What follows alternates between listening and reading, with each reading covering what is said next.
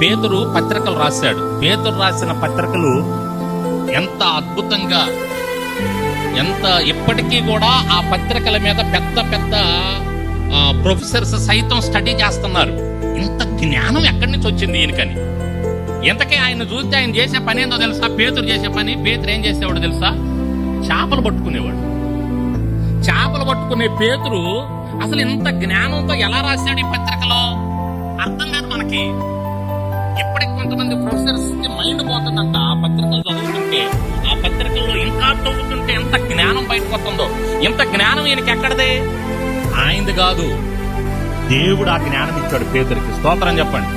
ఇప్పుడు మీలో చదువులేని వాళ్ళు కొంతమంది ఉన్నా, ఏదో పాస్ గారు చదువుతున్నాడులే, ఎంటున్నావులే అని అనుకోకుండా దేవుడు మాతో మాట్లాడతాడని మీరు కానీ హృదయాన్ని పెట్టి కానీ మీరు జాగ్రత్తగా వింటే, నా మాటలు కాదు ఇంకా మంచి సంగతులు మీకు నేర్పిస్తాడు ఆయన.